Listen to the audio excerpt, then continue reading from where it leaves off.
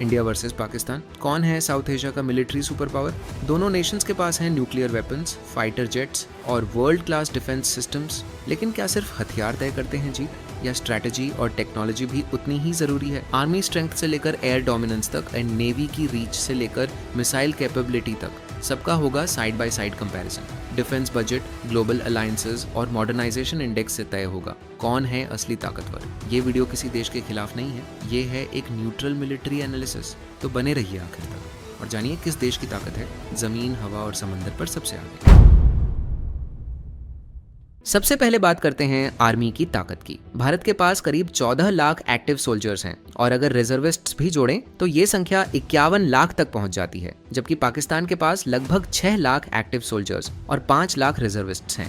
Indian army के पास 3500 से अधिक बैटल टैंक्स हैं, जिनमें T-90 भीष्म, जिसे फ्लाइंग टैंक भी कहा जाता है, और इंडिजिनस अर्जुन टैंक शामिल हैं। T-90 टैंक की खासियत है इसका एडवांस्ड फायर कंट्रोल सिस्टम और थर्मल इमेजिंग, जिससे ये रात में भी एनिमी टारगेट्स को डिस्ट्रॉय कर सकता है। वहीं पाकिस्तान के पास 2500 टैंक्स हैं, जिनमें चाइनीज ओरिजिन अल खालिद और यूक्रेनियन T-80 टैंक्स शामिल हैं।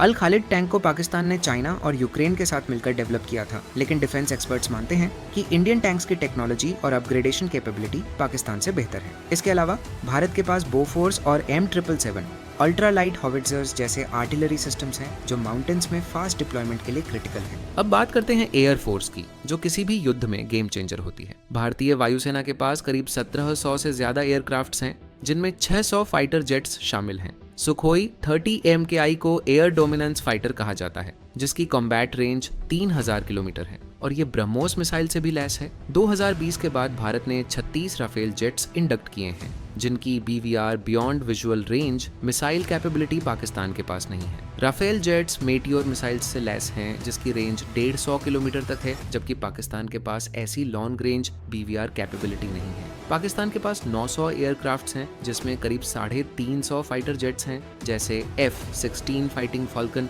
और JF-17। Thunder F-16 powerful jet है, लेकिन पाकिस्तान के पास सिर्फ 75 F-16 है और बाकी JF-17 है, जो चाइना पाक ज्वाइंट प्रोडक्शन है और कॉम्बैट परफॉर्मेंस में लिमिटेड कैपेबिलिटी रखता है। फैक्ट ये है कि इंडियन एयरफोर्स ट्रेनिंग स्टैंडर्ड्स और मेंटेनेंस कैपेबिलिटी पाकिस्तान से कई गुना आगे मानी जाती है, जो किसी भी प्रोलॉन्ग्ड वॉर में क्रिटिकल रोल प्ले करती है। अब आते हैं नेवी पर, जो इंडियन ओशन रीजन में डोमिनेंस के लिए जरूरी है। इंडियन नेवी के पास 2 ऑपरेशनल एयरक्राफ्ट कैरियर्स हैं, INS विक्रमादित्य और INS विक्रांत, जबकि पाकिस्तान नेवी के पास कोई एयरक्राफ्ट कैरियर नहीं है। भारतीय नौसेना के पास 10 डेस्ट्रॉयर्स, 17 फ्रिगेट्स और न्यूक्लियर पावर्ड सबमरीन है, जैसे INS अरिहंत क्लास, जो सेकंड स्ट्राइक कैपेबिलिटी देता है। पाकिस्तान नेवी के पास सिर्फ 8 सबमरीन और लिमिटेड फ्रिगेट्स हैं। एक इंटरेस्टिंग फैक्ट ये है कि इंडियन नेवी के पास MiG-29 के फाइटर जेट्स हैं, जो एयरक्राफ्ट कैरियर्स से ऑपरेट करते हैं, जबकि पाकिस्तान नेवी के पास ऐसा कोई नेवल एविएशन विंग नहीं है। इंडियन नेवी को एशिया की टॉप 5 नेवीज में गिना जाता है, जो इंडियन ओशन में चाइना और पाकिस्तान दोनों के खिलाफ डिफरेंस बनाता है। अब बात न्यूक्लियर वेपन्स की, जो साउथ एशिया की सबसे बड़ी चिंता है। भारत के पास 160 न्यूक्लियर वॉरहेड्स माने जाते हैं और पाकिस्तान के पास करीब 165 वॉरहेड्स। हालांकि नंबर्स लगभग बराबर हैं, लेकिन बड़ा फर्क है डिलीवरी सिस्टम्स में। इंडिया के पास अग्नि सीरीज मिसाइल्स हैं।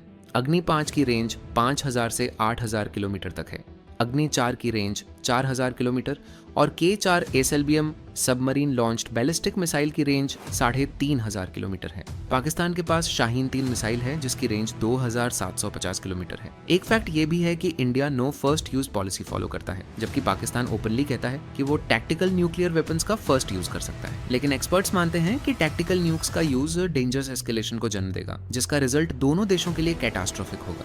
तो आखिर में सवाल यही है, अगर युद्ध हुआ तो कौन जीतेगा? मिलिट्री स्ट्रेंथ के हर पैरामीटर में, man power, tanks, aircraft, naval power, missile capability, Bharat Pakistan से कहीं ज्यादा पावरफुल है। लेकिन मॉडर्न वॉरफेयर में इकोनॉमी, लॉजिस्टिक्स, साइबर वॉरफेयर और इंटरनेशनल रिलेशंस भी निर्णायक होते हैं। भारत की इकोनॉमी पाकिस्तान से 10 गुना बड़ी है, जिससे प्रोलॉन्ग्ड वॉर में इंडिया को स्ट्रेटेजिक एडवांटेज मिलेगा। एक्सपर्ट्स कहते हैं कि कन्वेंशनल वॉर में भारत इजीली डोमिनेट कर सकता है। इसीलिए दोनों देशों की कोशिश रहती है कि वॉर ना हो और बॉर्डर्स पर टेंशंस के बावजूद पीस बनी रहे। तो दोस्तों, आपको क्या लगता है, भारत और पाकिस्तान के बीच युद्ध होता है तो परिणाम क्या होगा? अपनी राय नीचे कमेंट्स में बताना और डिफेंस फैक्ट्स और स्ट्रैटेजिक वीडियोस के लिए चैनल को सब्सक्राइब जरूर करना।